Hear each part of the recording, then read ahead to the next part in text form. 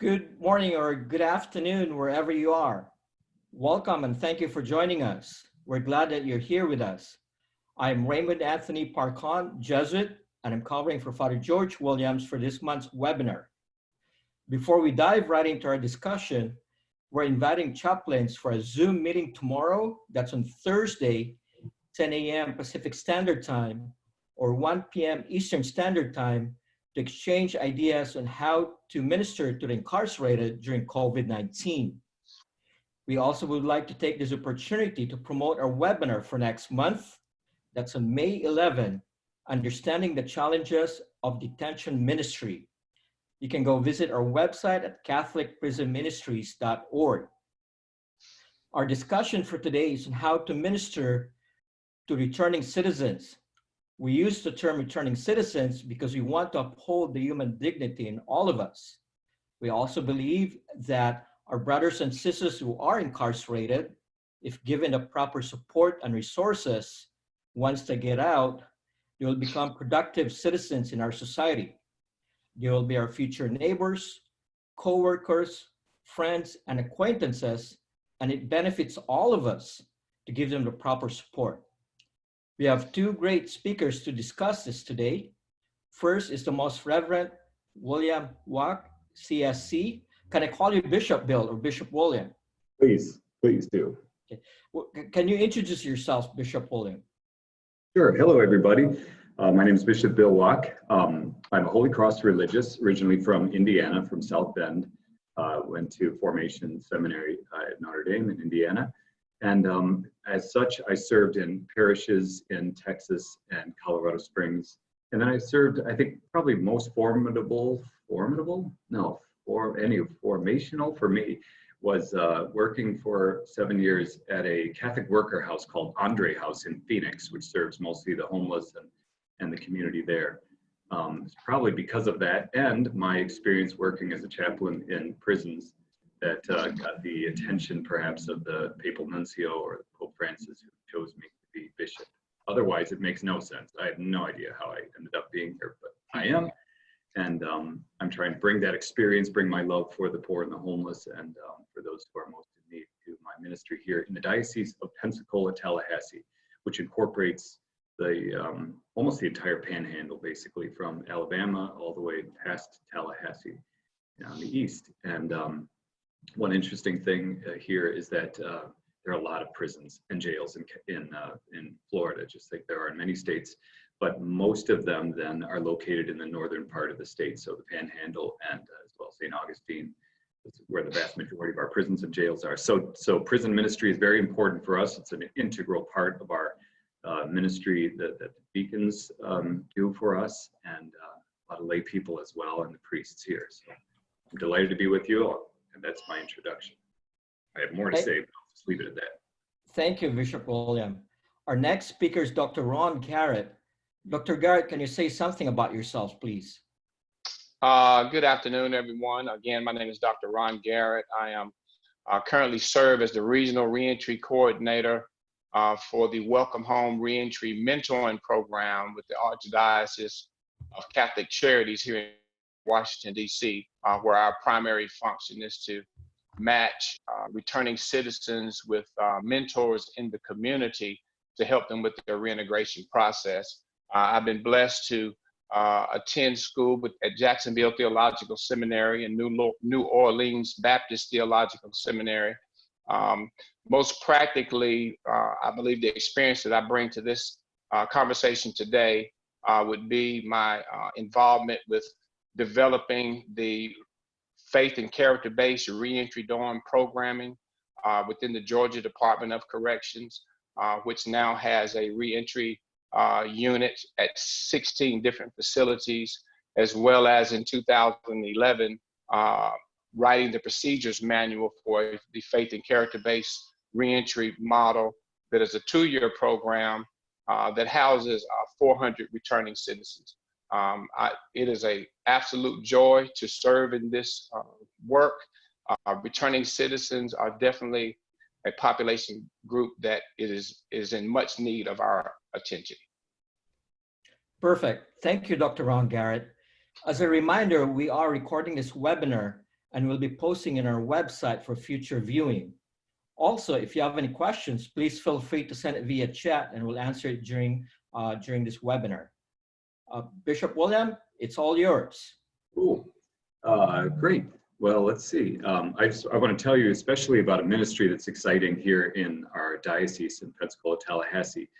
The ministry is called Joseph House, and it really began as an effort from one of our priests who just has a heart for prison ministry and those who are incarcerated or recently released, as well as a number of lay people as well, who just kind of came, they rallied around an idea. The idea was, let's have a landing place, a place where our brothers and sisters who are released for whatever reason from prison or jail can come to live with us, to be reintegrated into society. Just knowing that there are so many, I forgot the statistics, I don't know, I think 100,000 people are incarcerated in the state. The vast majority of them will be released at some point. So we need to help them to be released in a good way so that they don't reoffend, so that they're not homeless, so that they're back into society, if you will.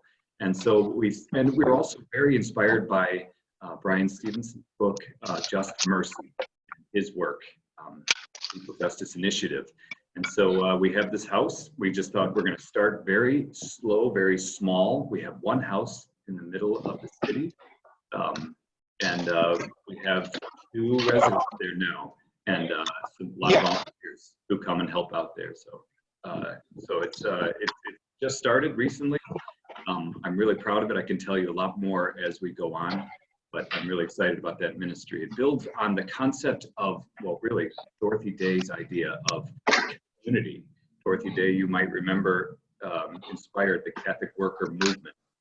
Basically just said, we have to take care of people one at a time. I cannot solve homelessness in this country or the world, but I can help Rodney. I can help Maria over here, I can't help every single person incarcerated or has just been released, but I can help Jacob, I can be there for Michael.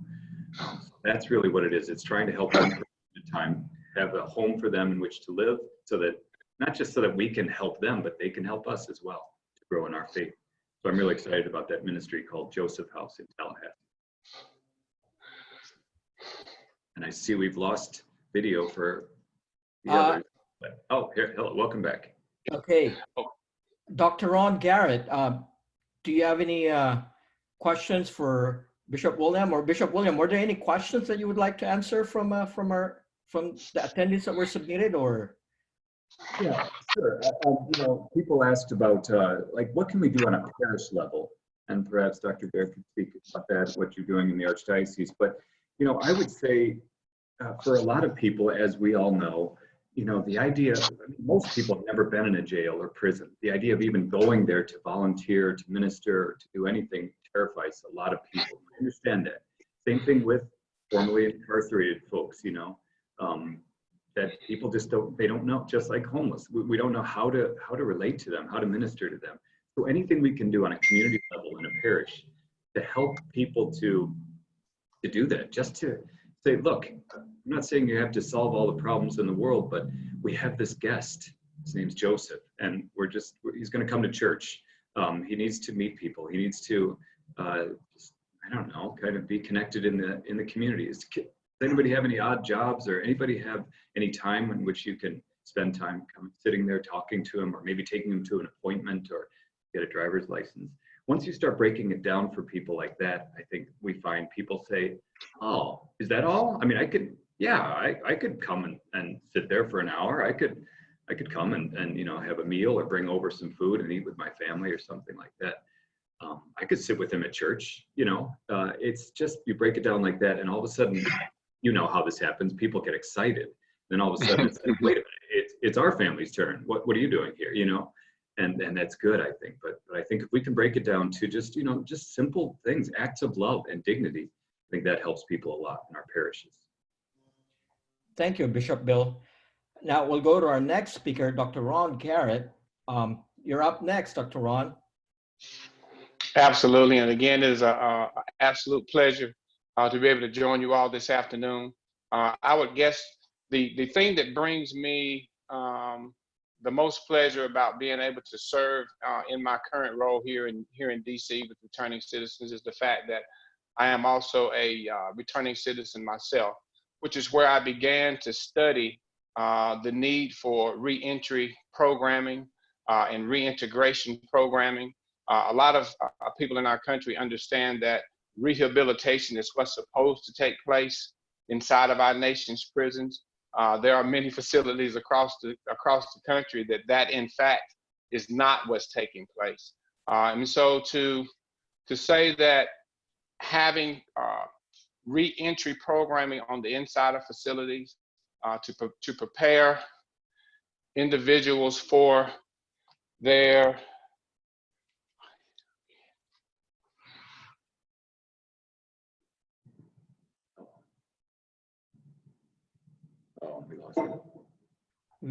we lost Dr. Garrett for a minute there. So anyway, hopefully he'll be back. Bishop Bill, I have a question.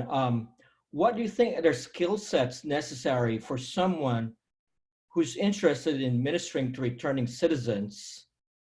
And what would be probably the do's and don'ts when you're helping out returning citizens, if ever there are? I think the biggest thing that's required is patience.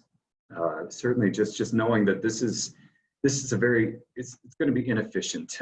You know, with Joseph House, just like with Andre House and so many other ministries, people say, "Wait a minute, you only have a couple of guests? Why? There's thousands who are released every year, tens of thousands. What? You need a bigger ministry?" No.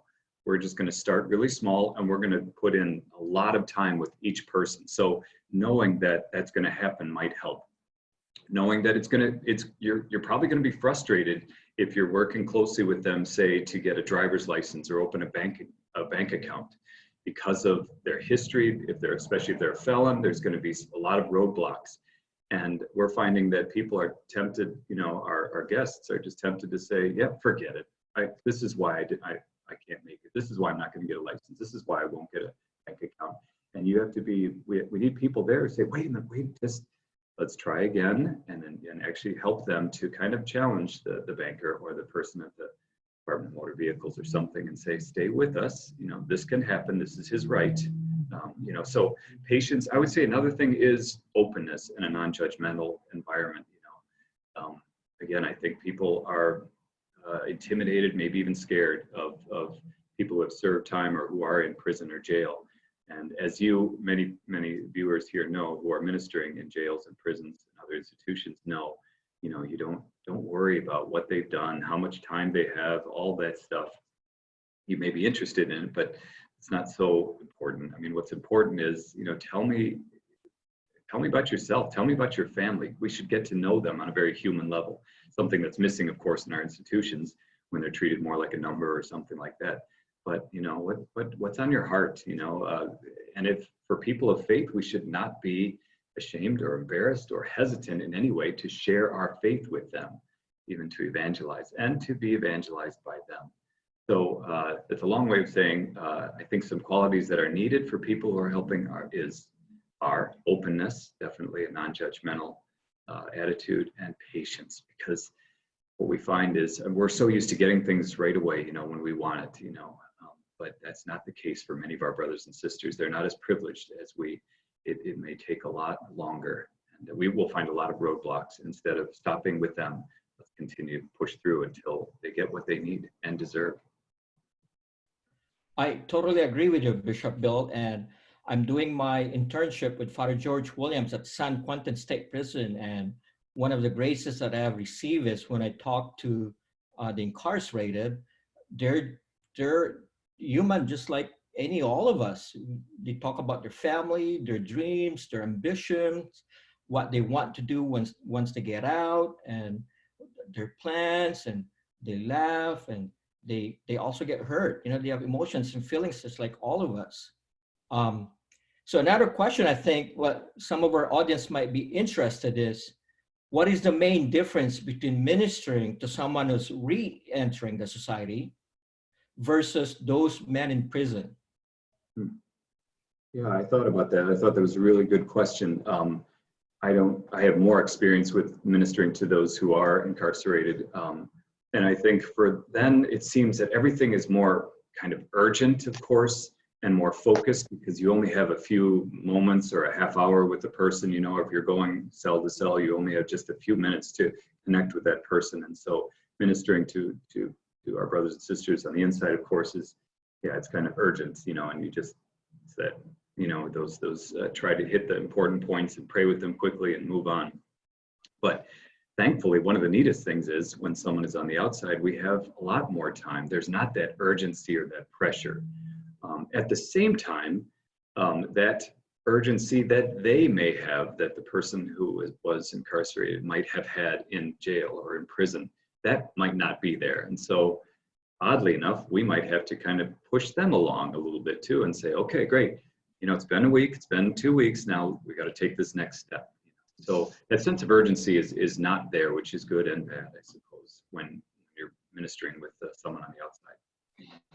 That I agree. Well, welcome back, Dr. Garrett. Perfect timing. Well, I apologize. Technology at its best. No worries. It's all good. Now, would you like to continue with your presentation, Dr. Garrett? Absolutely. And again, as I stated, one of the main things that I've experienced I bring to this front is the opportunity to help develop reentry programming on the inside of prisons. Many people today understand rehabilitation to mean programming that takes place on the inside, but in fact, it has a two-pronged approach that we must look at, and that is reentry, the programming that takes place on the inside of our nation's prisons, as well as reintegration, the programming that takes place when the returning citizens come back to the communities. And in many regions of the United States, there are areas, there are systems where there is great reentry programming on the inside, but do not have reintegration programming on the outside, and vice versa.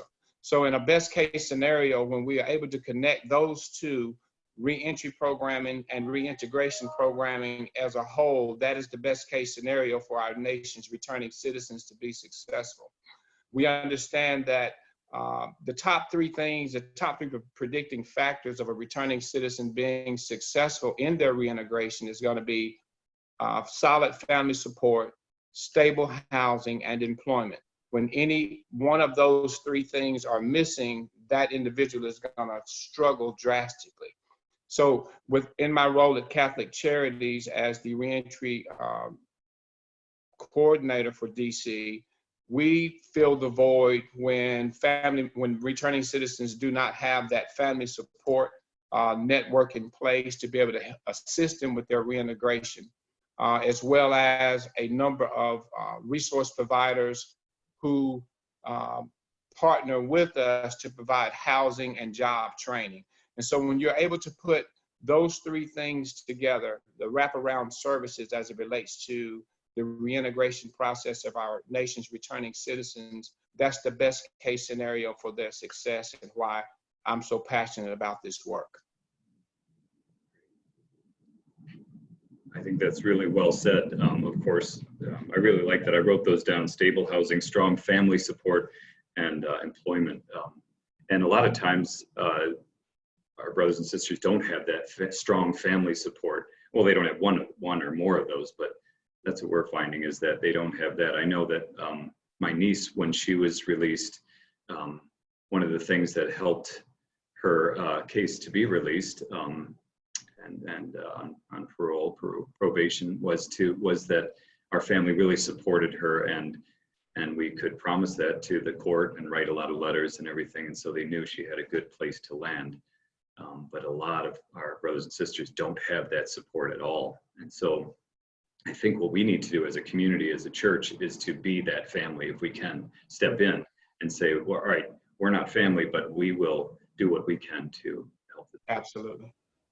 And one of the things that I want to touch on is that many of the departments of corrections, they have been very open to the reentry programming. One of the greatest issues has been the ability for states or regions to be able to fund the programming.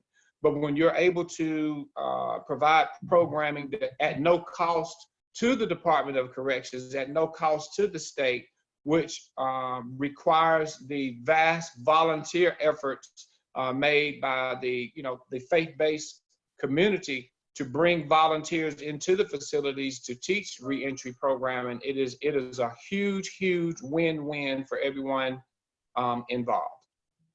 Well, I'm glad that we have a lot of questions coming in, and one of the questions here is, what should ministers be looking for to ensure those re-entering do not get into trouble or relapse? Again, what should ministers be looking for to ensure that those re-entering do not get into trouble or relapse? Or how do you work to ensure they are successful? So when we're talking about those, when we're ministering to individuals while they are still incarcerated, one of the things as a minister going on the inside, I would want to be very familiar with the programming that is available to returning citizens within that facility that you're volunteering.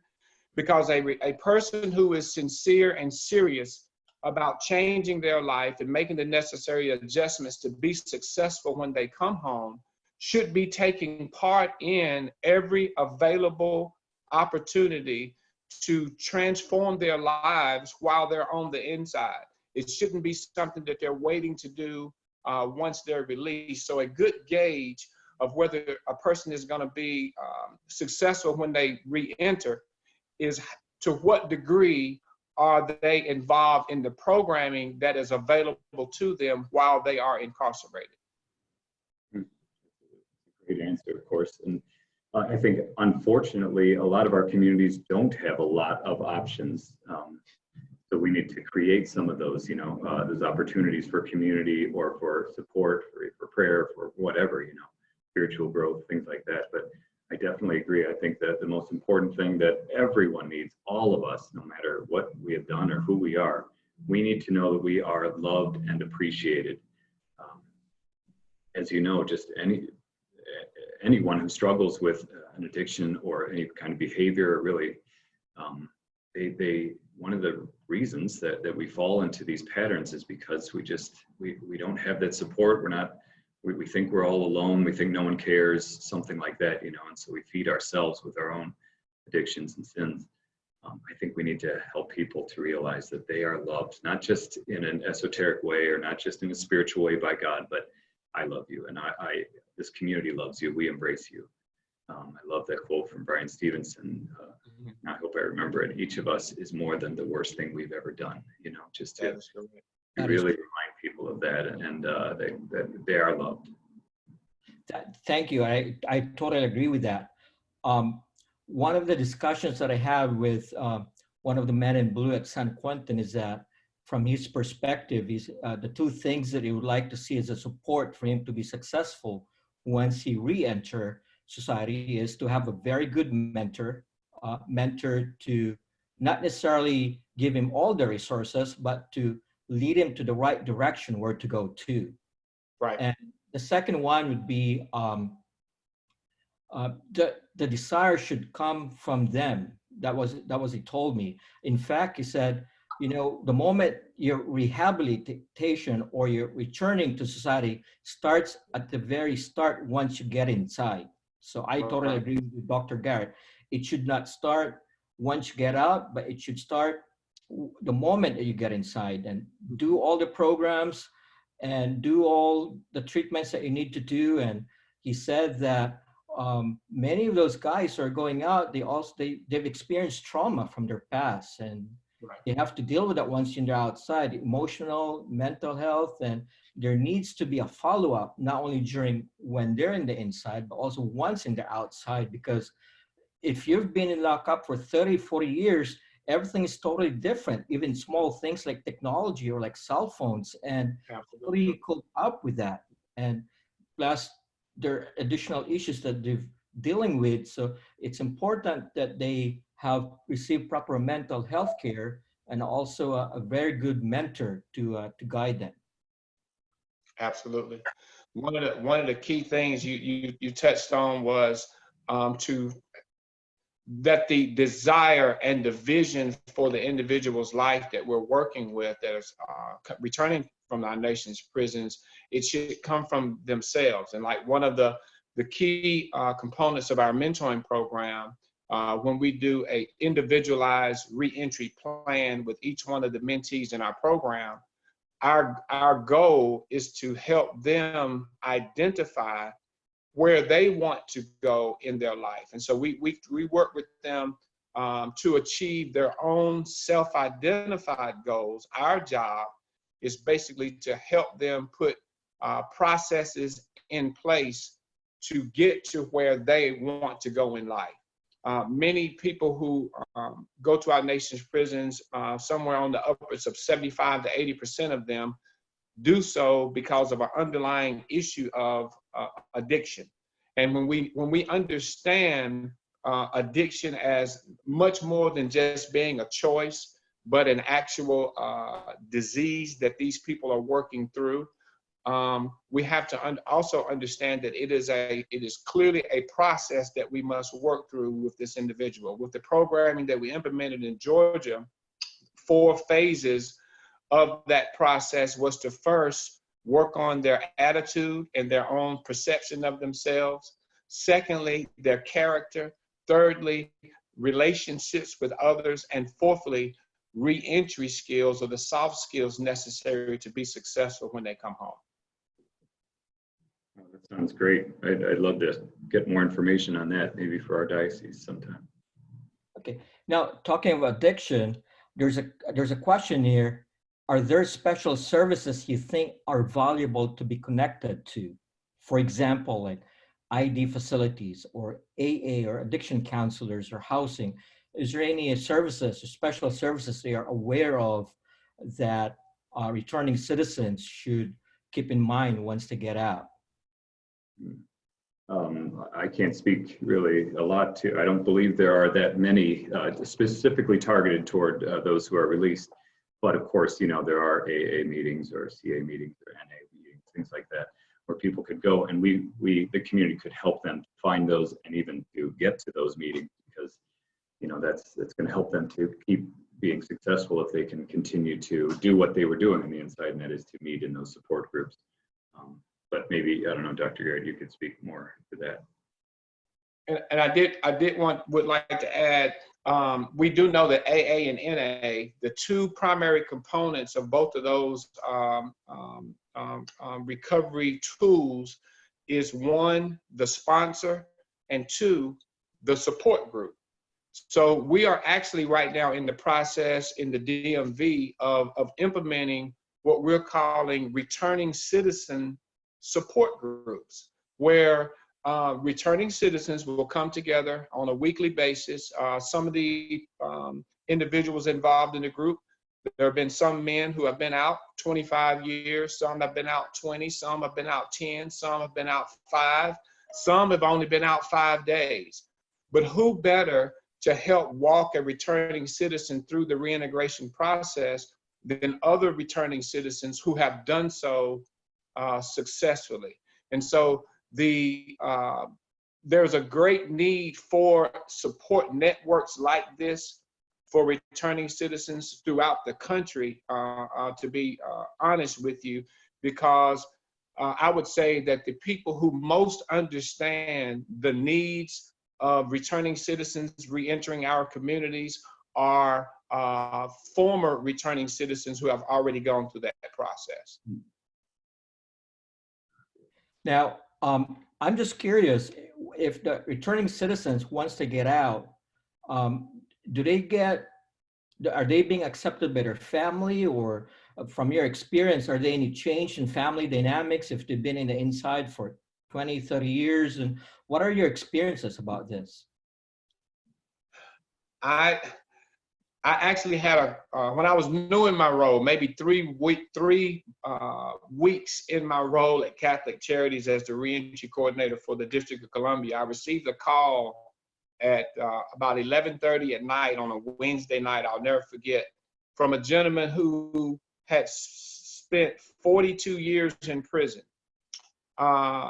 And he was brought back to the district, and told by the Federal Bureau of Prisons that he had a bed that was already reserved for him at one of our shelters. Of course, he went in and they didn't know who he was and didn't know, didn't have a bed for him. So someone contacted Catholic Charities and I got involved. But I found out from the gentleman when we talked about technology changes, for the last hour and a half, he had been walking around the District of Columbia looking for a payphone. Mm-hmm. And I say that because many people in our nation, in the faith-based community, we believe that there is really some extraordinary skill set necessary to mentor or to be an assistance to returning citizens who are coming home, and that's really not the case. Your very practical wisdom of everyday life, money management, relationships, interviewing skills, resume writing, things that the majority of our society are already equipped with, qualifies you to be a great instrument to help the returning citizen be successful in their reintegration process. Yeah, and I would say another challenge is, especially for state prisons and, well, even county jails, but people may do their time there and then get released far away from home. Like I said, many of our state prisons and jails are up here in the Panhandle, where they may live 8 hours, 10 hours away down in Miami. And so, if they're released up here, there is no family. They just kind of, the door opens, they're out. And if someone is not waiting for them, now they're our citizens. They're part of our community and they don't know anyone. And so that's another challenge. So we can't just assume that, oh, wow, that day their family's going to be there to pick them up, like in the movies, and hug them outside the prison and bring them back in and everything. But a lot of them, yeah, they're just released and they got to find a ride somewhere. And that's right. That is so very true.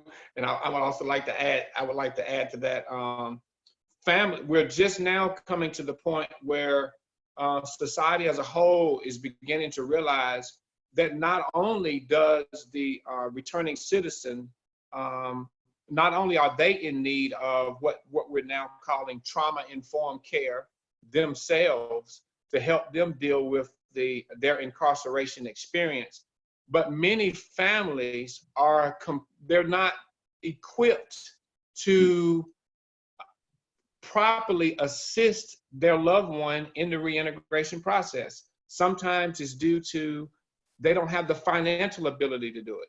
Sometimes they do not have the time even to do it, to take a loved one onto the metro and show them how to navigate that process.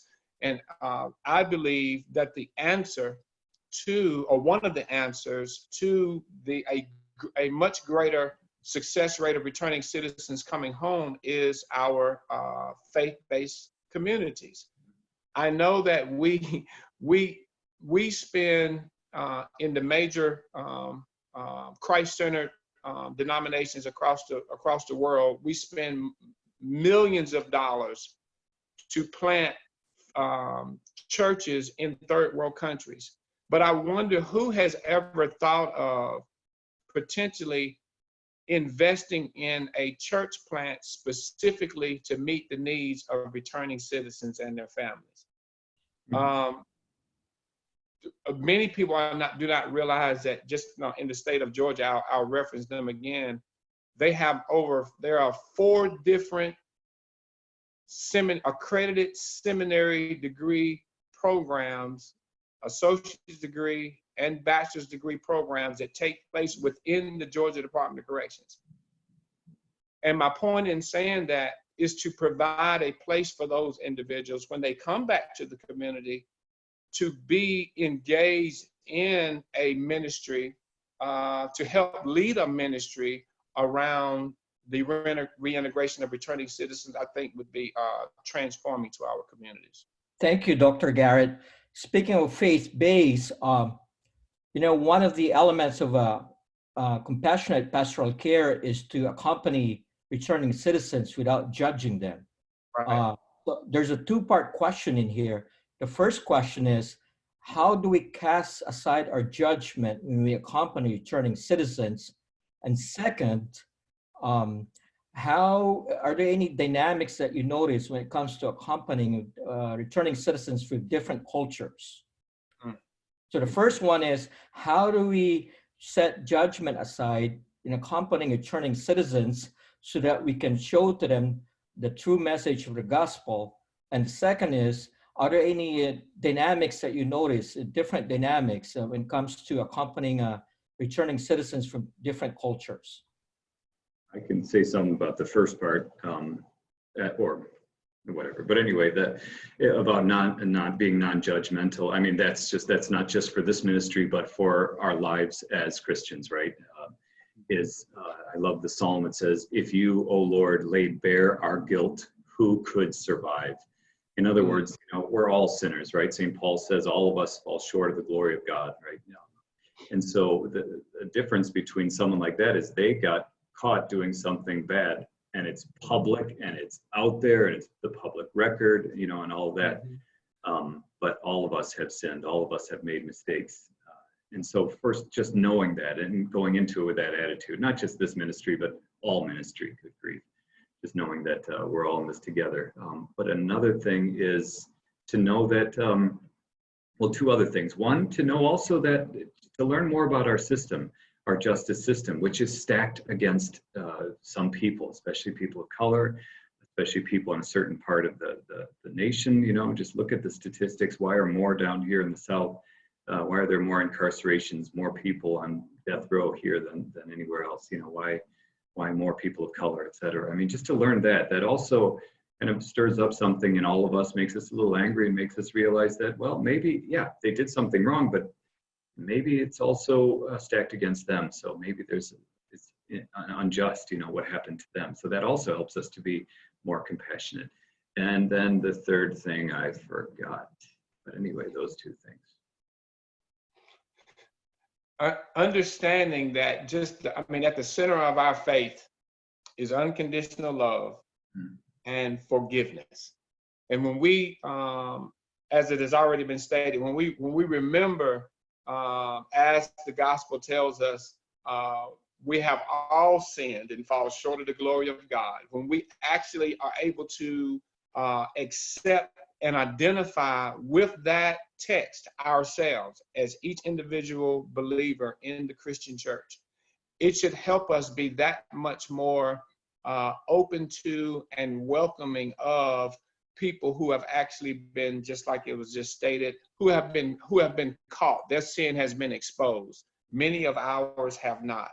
But being able to share the love of God with an individual who has made a mistake and truly give them a second chance at life, I believe is at the core of our very belief system. Yeah, and one more thing, I did remember that third thing, and that is that to also remember that for these folks that we're talking about, they've done their time. They were punished. They were supposed to serve this amount of time. Okay, they get out early, well, whatever, but they did their time. And to say, as a society, we have to say, I mean, do we care anymore? That if they've done their time, why do we continue to, treat them as a criminal? Why, they can't vote, they can't get a license, they can't get a job, they can't get housing, etc. We have to, again, lobby for that, to change our society, to say, if we believe that, great, you did your time, welcome back. Then we have to kind of change those laws as well, and our whole attitude in the world, in the country. Thank you, Bishop Bill. Related to doing their time or having done their time, there's another question that came in.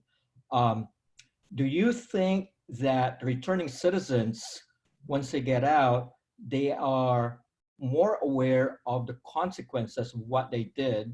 And in terms of restorative justice, do you think that they know how it is, that how the relationships have been destroyed? And do you think that they have the desire to, or be aware of what they've done, that they know that there's restorative justice that needs to be done in here? I don't know if that question is clear, but the question is, do you think the returning citizens are more aware of the consequences of what they've done, so that they can sincerely change themselves and in terms of restoring restorative justice? If I could, I would like to kind of reflect on my own personal experience. I spent about 12 years traveling a road of addiction, alcohol, drugs, which resulted in my spending 20 years in the Georgia Department of Corrections. Separated from my wife and my children, my family. If there is ever a time when a person comes in contact with the consequences of the people who have been harmed because of the bad decisions we have made, it is those who are languishing in our nation's prisons. I mean, there's no way to escape spending 10 years in prison and not confronting the people that have been harmed, the relationships that have been destroyed. There's no way to get around it. That is one of the most crucial dynamics, I believe, of the incarceration process, is being able to be removed from society, where you're in a place where there's only you and your creator. And so that you have to come face to face with yourself and the decisions that you've made and the people that you've hurt. So I do believe, yes, to answer that question, I do believe that many of our returning citizens coming home during the time of their incarceration, they do come face to face with the harm that they have done. Yes. Restorative justice. Yeah, I know many of us have not used the term victim impact. There is actually a program in Georgia that with the consent of the victim and the consent of the courts and the consent of the offender, they are all brought together. And a person whose loved one's life may have been taken by another individual are actually able to sit down face to face and talk about and be counseled through how both of them have had to deal with that decision being made. But I do believe that it needs to be not something that is an option, but we should lean more as a country toward that being a part of the process for everybody. Well said. Well said. Just one other quick thing, and Dr. Garrett, thank you, because you offer such a unique perspective on that. And thank you for sharing that. I would also say that we need to let go of some romantic notion that when people come out, they're ready to be forgiven, ready to kind of do everything they need to do to make things right. Because as we know, many people, because of their experience or whatever, come out angry, angry and feeling very, very hurt, to say the least, treated poorly and unjustly by the system. And others come out who may or may not even have committed that crime, and so they're also angry and not ready for restorative justice. But I appreciate what you said about that option, restorative justice, to sit in a room, to have the offender and the victim and their family and some attorneys or just counselors there who work out, what do you think should happen? There's some reconciliation and some community decision making based on concerning a person's sentence or punishment, and reintegration, most importantly, after that. Thank you. We're getting a lot of traction here based on the questions that are being submitted, so we'll try to go through one by one. Another question is, sex offenders face a lot of challenges as returning citizens because their options are limited. Have you encountered any situation about this, and how did you accompany them? We're just starting really small in our little ministry there. But we did put ourselves out there as, willing to assist those ex-offenders, violent ex-offenders who may be sex offenders as well, because that's the least served population, it seems. No one really wants to help or house someone like that. So that wouldn't work in a big setting. You wouldn't want a huge institution with a lot of people who are ex-offenders, ex-violent sex offenders. But for a few people at a time, I think it can work. when we put ourselves out there, some of the neighbors had questions. Naturally, we totally understood. And we try to assure them it's going to be small. You know, there's a lot of people coming by. Just give it a chance. And I think all of our neighbors so far are either okay with it or are actually on board with us. And I believe, I know, of course, before I ever went to prison, I have heard of a sex offender, and I had a concept in my mind of what that was and what it meant. But I have, after being more formally educated on the different levels and criteria of that particular crime, I think society needs to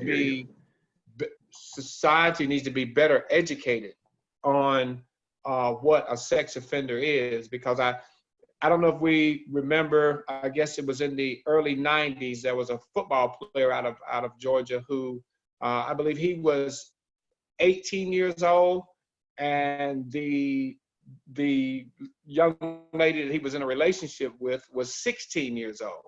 Well, he went to prison charged as a sex offender, and when he was released to have to be on the sex offender registry. And I know that in my mind, I had always thought up until that point, when we're talking about a sex offender, we're talking about an adult, you know, person with a child, you know, 5 years younger. You know, I'm not saying that any of those things are right, but I do want to say that I believe that we need a broader understanding of what those charges are, because there's great latitude in that term, sex offender. Thank you. Here's another question. I believe this Joseph House to be a great idea. How can we get released persons from other counties within Florida into that program? Can one of you shed light on how we can best utilize Joseph House for those outside of Leon County? Or is that even an option? Yeah, I mean, it's only, we just started really small with one place, and the word is getting out to some of the area institutions, as well as some of the judges and court officials, that this could be an option. So I think, you know, feel free to contact us or look at the webpage for information. But what we really need is 100 more Joseph houses, you know, something like that around Florida and around the country, I believe. And, you know, just like Dr. Garrett talked about seeding churches, you know, these mega churches all over and in the third world, maybe we really should focus on, you know, having these communities just in our neighborhoods attached to our churches and parishes, something like that, you know. So, yeah, the quick answer is we only have a couple rooms in there, so don't send everyone there. But I hope we can be a resource for many other Joseph houses in the future. I would have to say amen to that. I wish that Christendom as a whole would take up the mantle to be the leaders in reentry, reintegration, reform in this country, because I actually believe the resources to do it are within the kingdom of God, to be honest with you. One of the greatest obstacles to a person who has been incarcerated, who does not have family support to assist them when they come home, is their ability to find a place to live. A program that is in place where there is an assessment done of the returning citizen prior to release, at least a year out, to understand that this individual does not have a viable address to live when they are released from prison, should be a red flag to our entire community and to our entire governmental agencies. Because that individual, without that one hurdle being resolved, has a great likelihood of returning to prison. Not because they have a criminal mindset that hasn't been changed, not because they don't have a desire to do the right thing when they come home, but simply because they do not have a base with which, a foundation with which to re-enter society at a graduated pace. when they come home and they're released from prison, they are in a crisis mode because they have nowhere to live. Thank you, Dr. Garrett. And here's one very important question that we have. Would you address meeting the special and different needs of female returning citizens and the fact that most program is geared toward the needs of men? Wow.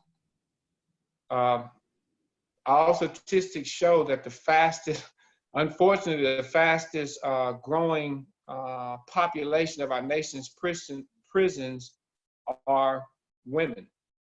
And so we definitely need to rethink the programming being made available to returning citizens who are coming back to our communities, and make provisions specifically for the women who are returning, because it is a great need. And even on the housing front, there's a number of, where there are transition housing opportunities available, for the most part, they're geared toward meeting the needs of men. And that does need to change. Yep, so even just that, just the awareness of that, and just knowing that this is a great need is important for us to have, these houses, not just for men, but for women as well. Again, my niece knows, she gave me permission to talk about it, but yeah, she was served 5 years and then was released. And yeah, I was really surprised there's not a lot of support, I think, especially for women. Everything is geared toward men, but that's where the faith family has to come in and just surround them with support and love and our presence. I totally agree. I don't have experience with accompanying a female in incarceration, but I think I've seen one of the videos a few days ago that different states, they might or might not have different programs for returning citizens, that both for male and female. But in the state of Michigan, they partner with the private sector, and they provide employment for returning citizens who are female. I forgot the name of the company, but their business is selling bags or making bags and selling it. And they tailor it specifically to the desires of the female returning citizens. If they want to find a job, they help them out. If they want to go back to school, they help her out, go back to school. So I would say, check with what state you're in, because there might be specific programs for female returning citizens. And I would just like to echo what Dr. Garrett said, that the incarceration rate for female is higher compared to men. And female, many of the female, unfortunately, are dependent on male for source of income, but they're at the same time, they're the ones who are taking care of their kids. So we have to provide, I think the state, local, and federal should provide more resources for female returning citizens. And I think this is where the private companies or private entities can go make some social change by giving more opportunities for female returning citizens. And that just made me think of one quick thing. People ask, what can I do in my parish? What can our community do? One thing is, if you are a business owner, or you own a restaurant or something like that, or a landscaping company or something, put yourself out there and be open to hiring people, felons or misdemeanors, people who have committed crimes and who have been released. I think we so much need those resources as well. And when they say, where can I work? They won't take felons. Well, this group not only takes them, but they're actually favorable toward people through our system, through our church. So I think we put ourselves out there. Exactly. And housing is also very important for a female. And like in the state of California, I forgot the name of the organization, but it was started by a female who basically copied the Airbnb business model, where they provide very reasonable rates for room for rent for returning citizens. And they basically partner with families who would like an extra income, at the same time would like to be able to help returning citizens, male or female. So even a small stuff like that, that's very important for returning citizens.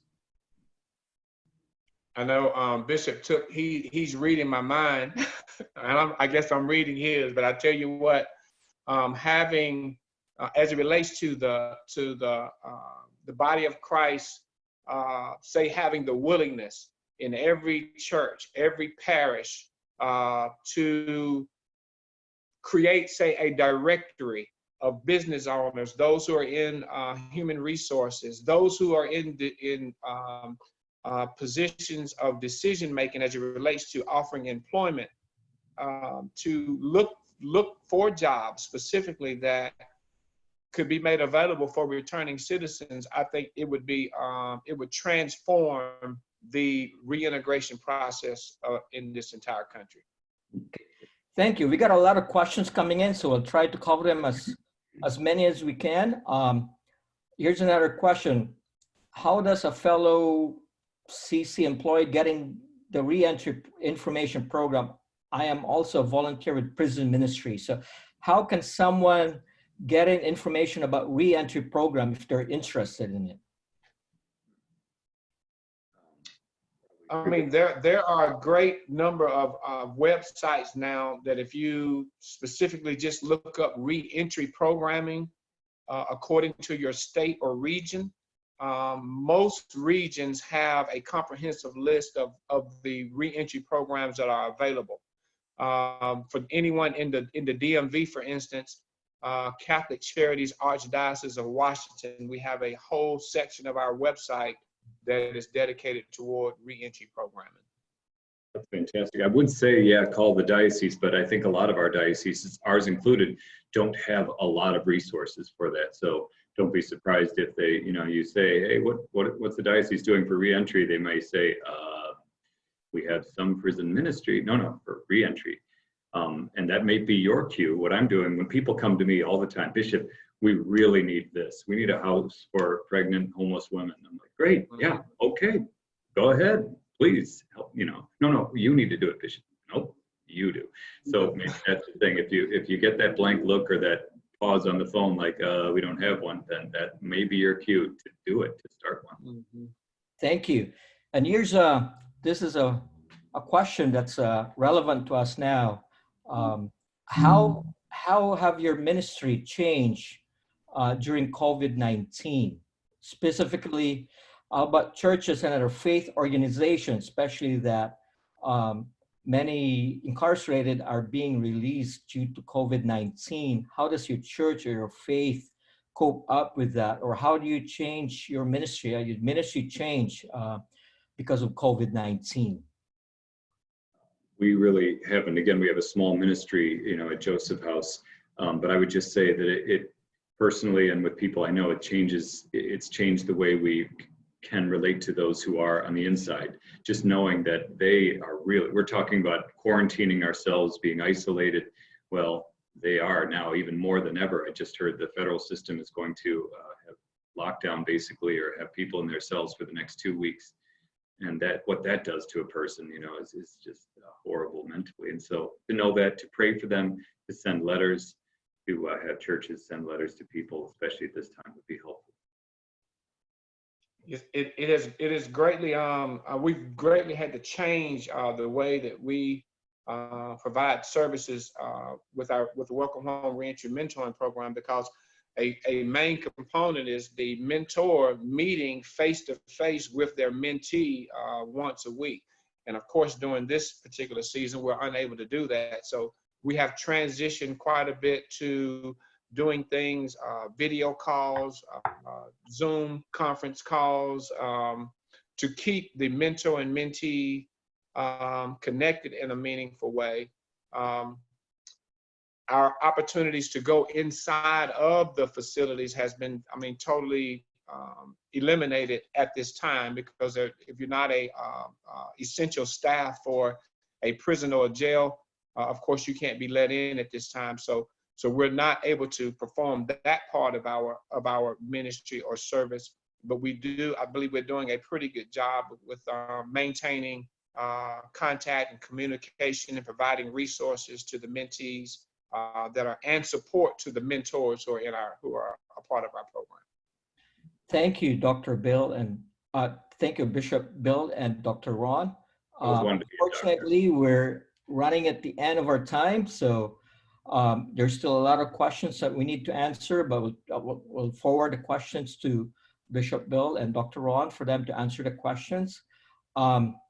We are more than happy to add your ministry to our website at CPMC or CatholicPrisonMinistries.org. So you're more than welcome to join us, and we would like to list all the ministries in your diocese, what we can do to help for you guys. Any last words or any before we end the webinar? I would like to say, as it relates to the women, ministering to the women returning citizens, a great way that I guess the listening audience could plug into that without, say, necessarily being in face-to-face with the returning citizen. There's a great need for childcare for returning citizens when they come home, especially the women who still have, children who are minors. That would be a great assistance to them to be able to go back out into the workforce. My last thing would be just about what I've been saying about community. You know, that it was a novel. I believe the title of the novel, it's become a saying now, it takes a village. It takes a village. So just to know that we're all in this together, and we need to come together just for everything, including the whole COVID-19 crisis right now. But I love that quote from Dorothy Day. She said, "We've all known the long loneliness, which is isolation, which is feeling we're alone." And the answer to that is community. If we can come together, we can do anything. Thank you, Bishop Bill and Dr. Ron. Thank you so much. It was a very productive webinar that we have today. Again, for those of you who are interested in doing ministry for returning citizens, check our website at CatholicPrisonMinistries.org. We'll be adding the ministries of Bishop Bill and Dr. Garrett so you can learn more about it. Thank you so much, and we're looking forward to seeing you next month, May 11, for our next webinar, Understanding the Challenges of Detention Ministry. God bless and take care.